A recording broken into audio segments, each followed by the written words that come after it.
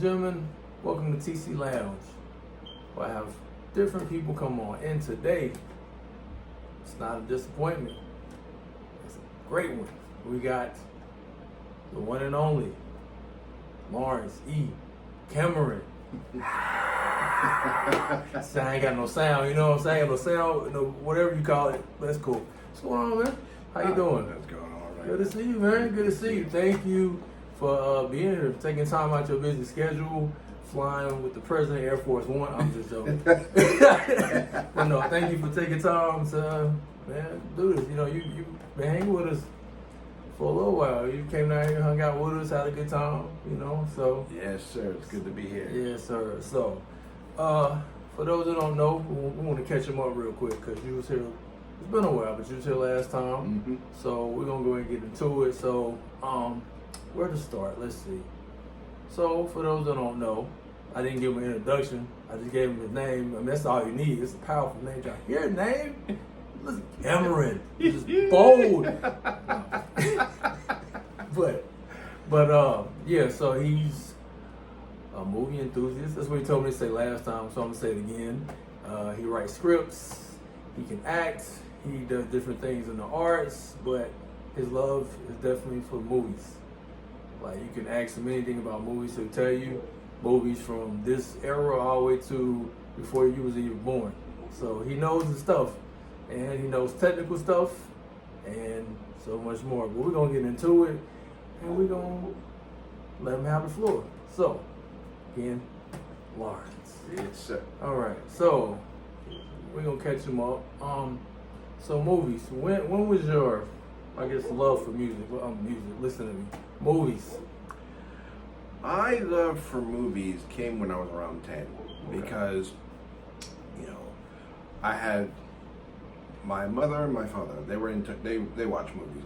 However, with my mother, she liked to watch like the old movies, like all the musicals. Like my first musical was Royal Wedding with Fred Astaire. Okay. My father, on the other hand, he was the one who liked to watch the horror movies. He loved to watch the thrillers. I mean, remember one time when he had sent me out to go and get like he sent me with like a grocery list of movies to get from the video store, and it was Friday the 13th, like 1, 2, and 3. Mm-hmm. So I watched those kind of movies with him, and he even took me to see Nightmare on Elm Street 5 in movie theaters, and that was during the time where you can just pay one ticket, go in there, and just watch it multiple times. And we was there for quite a while. Mm-hmm. There was those movies. I watched Jackie Chan movies. I watched Western movies, gangster movies, all thanks to him. And I would say, over time, I had an interest for watching movies, and it seemed like it started even when I was a little child, you know, like a little baby, because my mother would tell me that all she had to do was she had to put me in front of the TV set, and I would just sit there for hours. Wow. Wouldn't have to move anywhere. She knew where I was. Mm-hmm. But the real love started when I saw my first Hitchcock movie on television, which was Psycho. And it was coming on Channel 11 at 8 o'clock. It was an 8 o'clock movie. Okay. And before it came on, I was asking my mom, "Hey, what's this movie all about? What's so great about Psycho?" And she asked me, "What, you never saw it?" And I said, "No, I never saw it." And she said, "Watch the movie." So, sat down, watched the movie. And by that time, you know, everybody knows about the famous shower scene. Mm-hmm. So I knew that was coming. That was no big surprise. But for me, the biggest surprise came throughout the course of the movie of how it was put together. I'm not going to tell anyone like what the surprise was, but I will say it was the end of the movie that shocked me. Mm-hmm. And the fact that I got sort of like sucked in by the way it was done, that was when my love for movies got started. So yeah, it was like the classics first, and then later on I sort of had an interest for like other movies, thus and so. Okay. Wow. See, I almost did that scene from Psycho. I'm not gonna do that. I can hear me wanting to do it, but I'm not gonna give it away because everybody already know it. But That's all I'm gonna say. Yeah. So, but that's cool. So, in your life, you know, they say there are certain things in people's lives that can really shape a person. You know, like it could be music or it could be environment. So with you, in terms of movies, do you feel like some of it like shaped, I guess, your childhood? I guess, you know, when some people, they might, I'll give you an example. So somebody might have an issue with like low self-esteem where they're shy, you know what I'm saying? And they find themselves listening to music and movies and it kind of opens them up to, I guess, be more of a people person, if that makes any sense. Right. So was there anything, I guess, like what, like with movies, was there anything like that kind of helped you, if that makes any sense? As far as, you know, branching out and being like more sociable and confident as far as in the into the arts, Yeah. well, I can't necessarily say it was movies that did that for me, even though movies was a big interest for me at the time. Yeah. The real interest came in high school, and that was because I had an English teacher by the name of Mr. Porton, and he had this thing. He was able to he worked it out so that a lot of the kids at our school could go to Broadway plays. And I was actually starting to go to Broadway plays even in my freshman year. And there was like a little bit of a program at the time where you can actually go to a Broadway play for like $5. Just like spend $5 on a ticket. And he had arranged that, but I had done it through my English teacher at the time. And my first play that I went to see was called Play On. Okay. It was basically a musical that was sort of based off of Duke Ellington's music. And I loved it so much that I tried to go on as many Broadway plays as I could. And I went to Miss Saigon. I also went to, I also went to Les Miserables also through these things. And finally, when I got into Mr. Porton's class, which was, I'd say it was my junior year, I went to so many plays at the time. And I remember going to a play called The Sunshine Boys with Tony Randall and Jack Klugman, who were starring as the lead actors in that one. I went and I saw A View from the Bridge, which had, the main character was Eddie Carbone. It was played by Anthony LaPaglia, and his niece was played by Brittany Murphy. They were doing it at the Roundabout Theater. And then I also saw another play called Jitney, which was written by August Wilson. And I don't remember too many of the actors in there, but I do remember that one of those actors was Carl Lumbly. And if you ever seen the show Alias, I've heard, yeah. yeah, I think the character he played was Dixon. Okay. Yeah, that's Carl I'll have Lumbly. to go back and look at it now. Yeah, that's Carl Lumbly. I saw him in that. So it was me going to the theater that made me have a love for it, a love for the movies and also drama and theater, because the thing that was so great, first of all, the thing about theater is that the actors, the performances, are setting the pace for the whole show, for the whole story. And I was really captured by the dialogue in theater. And I watched so many movies, and they always say that you should always be. It's always about, it's a visual medium, that it's about visual storytelling, and all that's well and good. But at the same time, I was always into movies where it had some really catchy dialogue. Good example is Quentin Tarantino's movies. Yeah. Love his movies. And certain people will give him a bad rep for it, but the cool thing about him is that in his movies, he has his own voice, because all the dialogue, he writes it, and he has his own style, and he creates his own world in each movie that he makes. Okay. So he could still be visual, but the thing was, he had a very potent voice.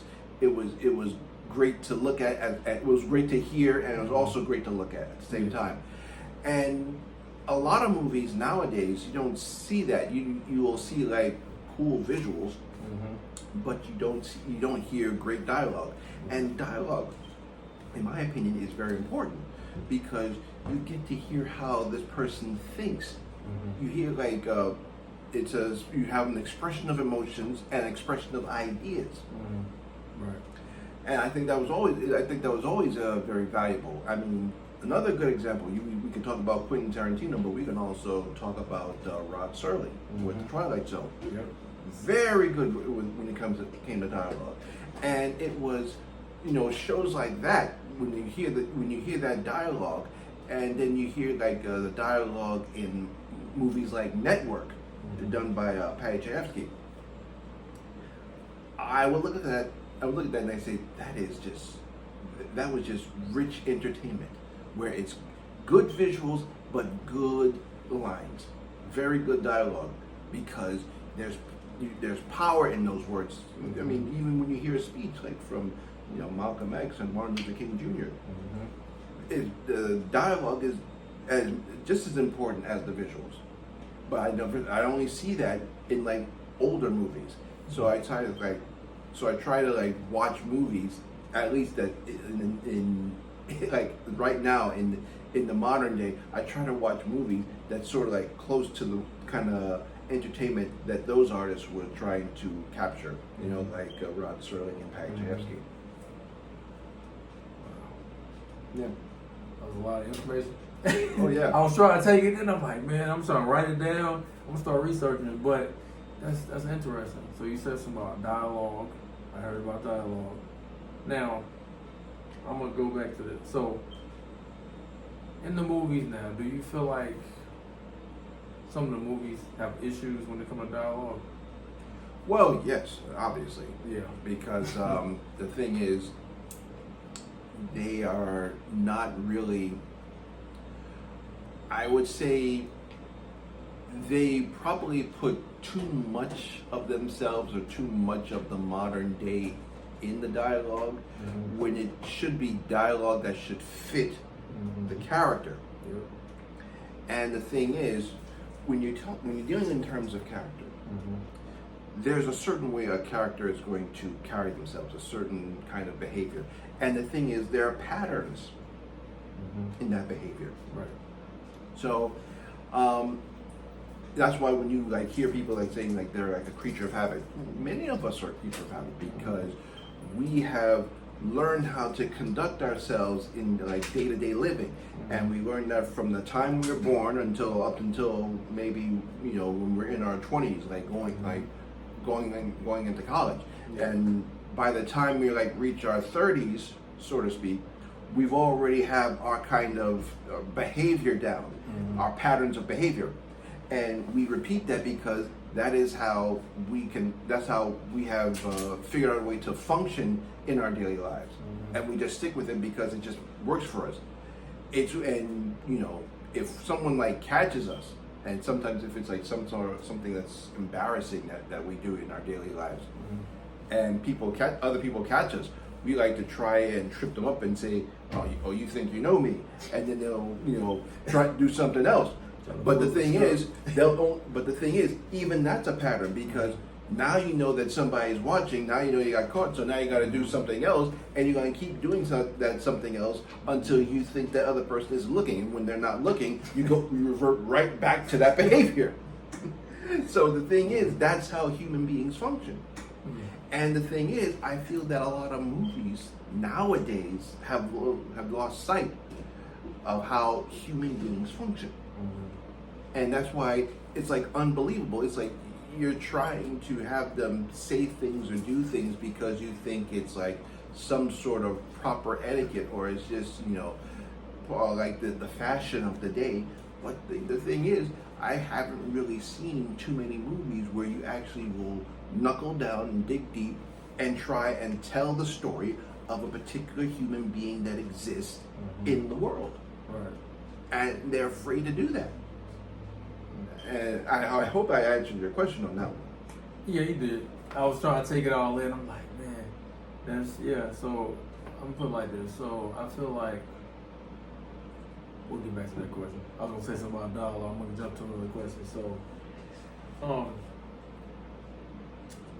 where to start? So I talked about it.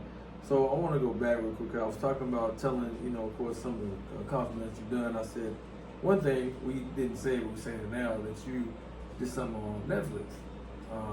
Jessica Jones, season 2, episode.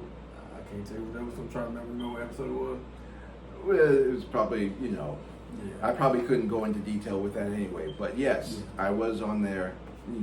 I was on set when they were doing that. I was like walking right behind the scenes, and it was, it was definitely an experience working on that, because they were working mostly around in the Village area, and I know that I remember when I went there, it was like right around Prince Street. Okay. When they did that, when they were working on the scene, and it was like for long hours. It was like all night, and they had like this huge water truck wetting down the street and whatnot, and just in the background, just doing whatever they needed doing as far as this any sort of assistance. But yeah, that was like the one time I was on the set, and it was like amazing to see the amount of work that they had. Like they had. Like they had like special tents in the back where you had the the real creatives like sitting there doing takes and whatnot. But yeah. Wow. So on the set. That's pretty cool. Well, yeah. That's pretty cool. That was that was a grueling hour. It was grueling, like some grueling hours on there, because it was like very late. So how long were you? I know it's been a while. So like on the average or estimate, like how long were you on set? I would say I was close to like maybe 3 or 4 in the morning. That's how around the time when I left. But I know I had to come in like very early. It was like, cause when I actually showed up on set, it was daytime. Yeah. And then they had to prep so many things, and then they shot all into the night. But yeah, and Hours and hours and hours. Yeah, man. How you do it? What would you have? Would you have an energy drink, caffeine? What would you do? Well, it was. I guess you could say it wasn't too hard, because at the time I was, working like an average job, and I was always working like late hours already. So because I was working late hours, I was sort of used to that during that time. But I had to take some time off in order to go out there and do it just for that one day. But yeah, it probably wouldn't have been an easy task to do if I hadn't had worked if I wasn't working late hours already. So that prepares you for that. Oh yeah. So it's like, all right, I've been working late, so now I'm on set. Only difference is I'm just doing something different. Yeah. Man, that's crazy. That's pretty cool though. Yeah. So we already talked about that. Let's see what else. Let me see. We're just gonna jump into it. So nowadays, of course, I think when we talked last time, it was starting to be introduced. AI, good old AI. So now it's been a while, and as you can tell, a lot of stuff has now been made AI, and it's gotten to the point. But now you got people who are putting out trailers that's AI, but it's confusing people because they think it's the real thing.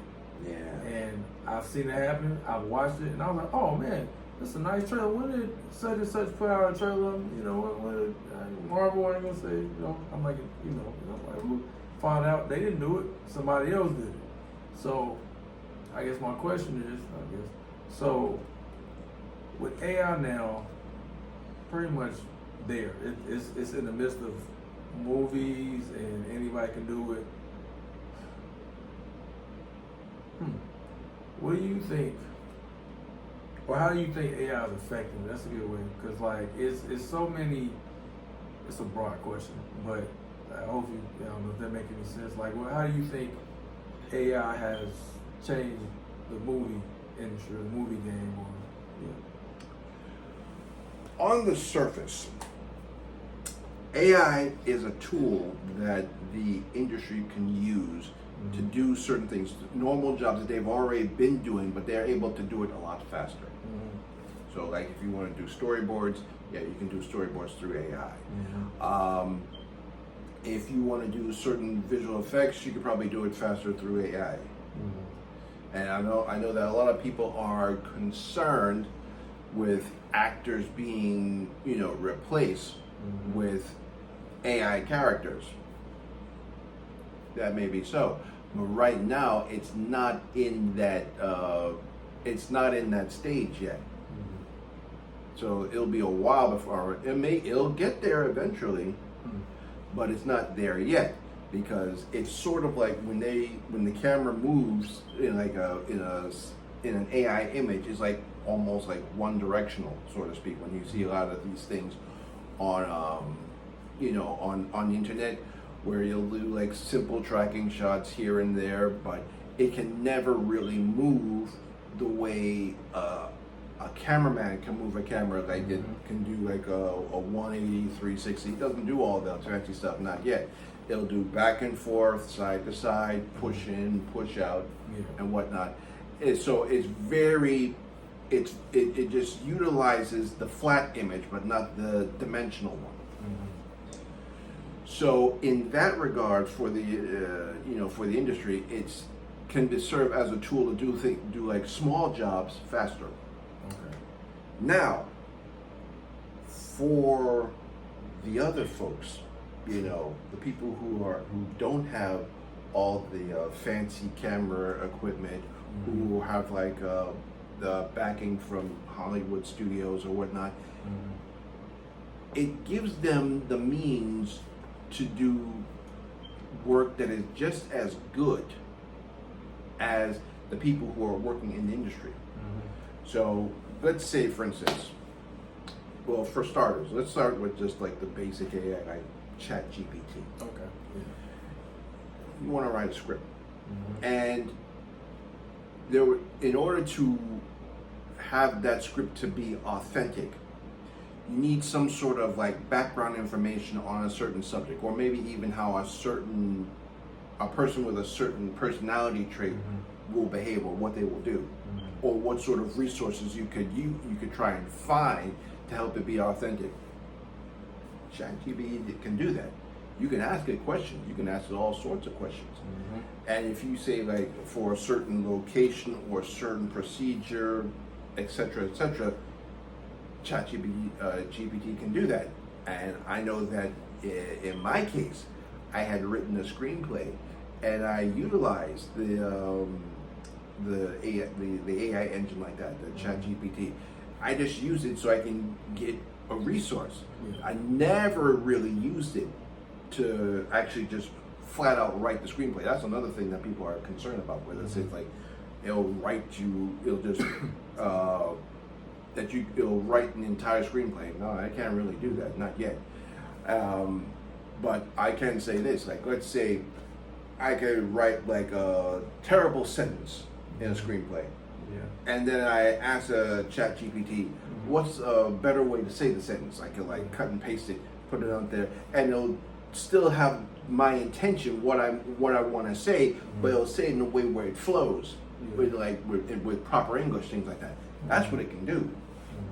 Those are ways it can help me write. So the thing is, it's still a tool, but in the case of, for a screenwriter, let's say if you have like a person who is not associated with the industry, but they want to write a very good screenplay and they want to do it like that, it's like having another partner in the room, have another writer in the room. And that's what ChatGPT can do. And you can run ideas off of that, especially if you if you speak into it instead of just typing it, you can speak into it and it'll speak right back, and you can just shoot ideas back and forth, back and forth. So that's how it can help as far as when it comes to writing. Now, when it comes to the visuals, again, you can create storyboards a lot faster with AI. You can also do like pre-visualization with AI, or better yet, if there are programs where they have said that you can use it to make small little movies and probably make money off it. And what you just mentioned as far as with the trailers, I'm sure that somebody out there who is creating those trailers are probably making some money off of those things. Or getting some sort of kind of recognition for even taking the time out to do that. But trailers, I mean, when it came to the Hollywood system, it's just all predicated on the footage that they get when they're shooting the movie, and they just use that footage to make the trailers. But now you can just create those same kind of images, even though you never actually shot them, it never actually happened. But the thing is, it gives the common man the means to be just as creative as Hollywood. And even though I'll have to say that there's just times when I feel that Hollywood may be slacking here and there, but it still gives them means to be at their level, if not higher.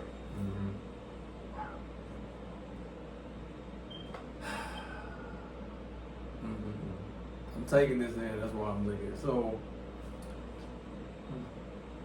with AI, because that was a loaded answer. I'm trying to think where to go, but that was actually a lot. So with AI, do you think it would be beneficial? Say somebody wants to really get out there, right? Come on, book away. I'll take all the questions. See, look, I even write my notes, y'all. Look, let me tell y'all, make sure you write the notes. And I got the sun all in my face. You see this? All right, anyway. So, now I can be free a little bit. So, yeah, so with AI, so if somebody want to get out there, like really, really get out there, do you think they should go the AI path and just start, I guess, looking up stuff, or should they actually go the original path is know somebody that has a camera, shoot your stuff, have people with you? I would say, I'm a fan of the old ways. I think that creatives should just go out there and do it the old-fashioned way, because you can, because you got their cameras out there. Like you can use your phone to make a movie, especially now, because I've seen so many apps where they have apps where you can actually make your video footage look like it was shot on 16mm film. I also seen apps where you can actually shoot it in different aspect ratios, just like the kind of aspect ratios that you would see on the big screen. Like most videos, right? You have it's 16:9. That's what video is. Yeah. But there are also apps that can will mat the frame, where it can make it look like it's 185:1 ratio, which is like the standard widescreen. Or you can make it like a CinemaScope, where it's 240:1 ratio, or there's 239 if you want to put it like that. Yeah. But you can make it look like that, and they'll actually look like it'll record the image like it's like a standard cinema camera on your phone. Wow. So you can do it like that. Shoot a movie on your phone. And there's special rigs where you can actually do it like a nice little steady shot, called gimbals. So you get a whole bunch of friends, shoot your movie, dump all the footage on a video editing software, because there was a time when non-linear editing softwares was like $1,000. You couldn't pay for those things. But now you can actually get the software for free on the internet, and cut your movie that way. Wow. but you can also buy CD-ROMs as well, store it on your computer, and Flash just drives too. huh? Flash drives too. Yep, that's right, Yeah. flash drives. So you can just cut your movie. The technology is out there where you can actually do it the old-fashioned way. But when it comes to doing all the prep work, like behind the scenes, Yeah. you can use AI for that because, you know, storyboards are like time consuming and, you know, unfortunately some of us just can't draw. I mean, you can Yeah. use the stick figures and whatnot. That'll be me. Yes. Yeah, I but- try to do a little, you know. But the thing is, I've actually, you know, I was messing around with the software one time doing a storyboard, and I didn't really fully, fully subscribe to it. But I got a taste of what it is. And the cool thing about those is that it can give you what you want, and you can have like 6 or 7 different of the same shots. If you like write up a special prompt, Yeah. it'll have 6 or 7 different shots, and you can decide whether you want low angle, high angle, eye level, things like that.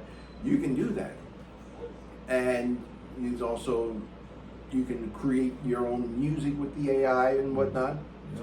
But yeah, but as far as if you really want control over your work, Yeah.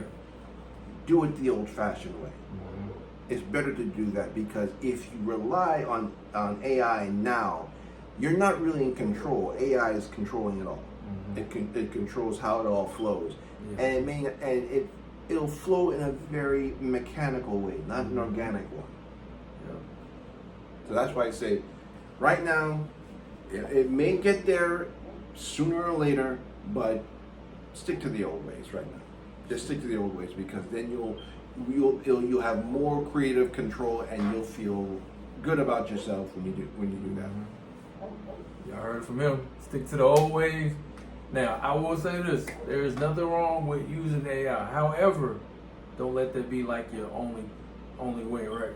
That's right. Because it's still, well, I don't want to get too into it, but there's just some things, look at this. Some things you can tell the difference when it's been made through AI. Some of it, it'll catch you off guard, but there's something like, so it really depends on what you want to do.